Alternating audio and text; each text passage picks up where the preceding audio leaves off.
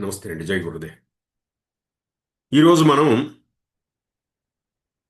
మ్, చూడబోయే ఒక టాపిక్ ఏముంటే ఒక విషయం ఏముంటే ఇంప్రెషన్ అండ్ ఎక్స్ప్రెషన్. ఇంప్రెషన్ ఏమిటి అంటే ఏమిటి? మనస్సు పైన ముద్ర పడడం, అది ఒకటి. ఇంకోటి, మనము ఇంకొకరిని మెప్పించడం, ఇంప్రెస్ చేయడం, అది కూడా ఇంప్రెషన్. ఎక్స్ప్రెషన్, భావ వ్యక్తీకరణ, మనల్ని మనం ఎలా వ్యక్తం చేసుకుంటున్నాము. ఓకే, ఇది ఇంప్రెషన్ అండ్ ఎక్స్ప్రెషన్. ఇది ఎక్కడ జరిగింది? ఏప్రిల్ 2వ తేదీ 1998 కలకటాలో జరిగింది, భారతదేశంలోనే. ఓకే. ఆ? సో గురుగారు ఏం చెప్తున్నాడంటే, మనం ఎప్పుడు జీవితంలో ఇంకొకరిని మెప్పించడం దానికే ప్రయత్నిస్తూ ఉంటాం. లేకపోతే బాగా నన్ను నేను ప్రజెంట్ చేసుకోవాలి, ఎక్స్ప్రెస్ చేయాలి అనేదాన్ని గురుగారు ఇది ఏం ప్రయోజనం ఉండదు ఇలా చేసే దాంట్లో. ఎందుకంటే చాలా ప్రయత్నిస్తున్నాం కదా, ఆ ప్రయత్నించడమే పెద్ద అడ్డంకుగా మారిపోతుంది మనకు. మనం సహజంగా మనల్ని వ్యక్తం చేసుకోవడానికి, సహజంగా మనల్ని మనం వ్యక్తం చేసుకోవడానికి మనం ప్రయత్నిస్తే అప్పుడేమవుతుందంటే ఒక రకంగా అసహజంగా కనబడుతుంది. సో ఎప్పుడు మనం ఎక్కువగా ప్రయత్నించడం అనేది లేదు, ఎప్పుడు ఇంకొకరిని మెప్పించాలని, అప్పుడు మనం వ్యక్తం చేసుకోవడం ఉంది చూడండి, మనల్ని మనం ఆ, అది సహజంగా అయిపోతుంది అదెంతకదే. ఎక్కడ ప్రయత్నం ఉండదో అప్పుడు మనల్ని మనం వ్యక్తం చేసుకోవడం అదంతకదే సహజంగా జరిగిపోతుంది. ఎప్పుడు మనం ఆత్మ నుంచి పని చేయడం ప్రారంభిస్తామో ఆ, సో అప్పుడు మన మనం భావ వ్యక్తీకరణ ఉంది చూడండి, మనల్ని మనం వ్యక్తం చేసుకోవడం, ఎక్స్ప్రెషన్, అది పర్ఫెక్ట్గా ఉంటుంది. అది ఎదుటి వారి మనస్సులో అలాగే నిలిచిపోతుంది. లాంగ్ లాస్టింగ్ ఇంపాక్ట్ అని చెప్తున్నారు గురు. ప్రభావం అలాగే నిలిచిపోతుంది. ఎందుకంటే మనకు మన ఎక్స్ప్రెషన్స్ పైన, అంటే ఇంకోరు మెప్పించడం, ఆ తర్వాత ఇంప్రెస్ అంటే ఏమిటి? ఆ, ఓ, ఇది ఇది రెండు, దానిపైన కంట్రోల్ అనేది ఉండదు మనకు. ఇంకొకరిని మెప్పించడము, తర్వాత వ్యక్తం చేయడము, దీనిపైన మనకు కంట్రోల్ ఉండదు. జ్ఞానం అంటే ఏమిటి? ఆ?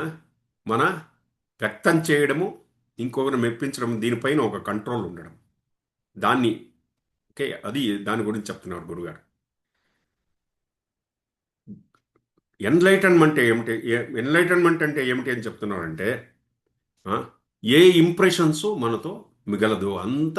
అలాగే ఎన్లైటన్మెంట్ అయిన వ్యక్తి, అతనిలో మనస్సు పైన ఎటువంటి ముద్ర అనేది పడదు. అర్థమవుతుంది కదా, ఎటువంటి ఇంప్రెషన్స్. అతను ఇక్కడ కాస్త ముందుకెళ్ళారు గురుగారు. ఇంప్రెషన్ అంటే ఏమేం చెప్తున్నారు అంటే, ఏ సంఘటన జరిగినా అతను మనస్సు పైన ముద్రితబడదు, అది ముద్రించబడదు. మంచిదైపోని చెడైపోని. ఆ? అలాగే ప్రకృతిలో ఒక సిస్టమ్ ఉంది. ఏమంటే ఒక్కొక్కసారి ఇది మన నుంచి బయట వచ్చేస్తుంది. ఎక్స్ప్రెషన్స్ అన్నీ రిలీజ్, ఇంప్రెషన్స్ అన్నీ రిలీజ్ అయిపోతుంది. ఇంప్రెషన్ అంతా బయట వెళ్ళిపోతుంది. ఎలాగా? మన స్వప్నము ద్వారా బయట వెళ్ళిపోతుంది. అలాగే ధ్యానము ద్వారా కూడా మన మనస్సు పైన ముద్రించబడ్డ ఈ ఇంప్రెషన్స్ ఉన్నాయి చూడండి, దీన్ని మనం చెరుపుకోవచ్చు.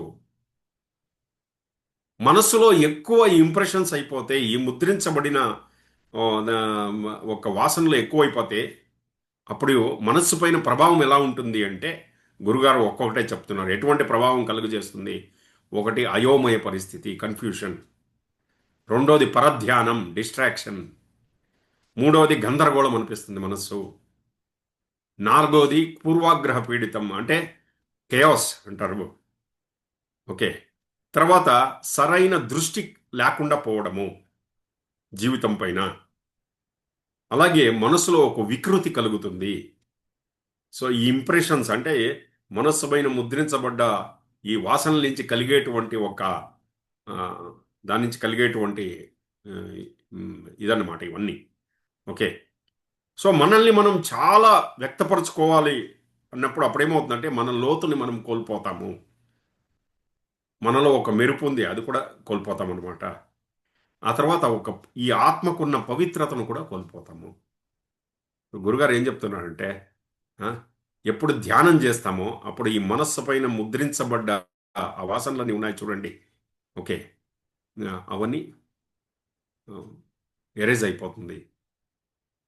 అప్పుడు మనం ఎలా మనల్ని ఎక్స్ప్రెస్ చేసుకోవాలి దానిపైన ఒక పట్టు మనకు వస్తుంది అని గురుగారు చెప్తున్నారు. ఓకేనా? నమస్కారం అండి. Thank you. జై గురుదేవ్.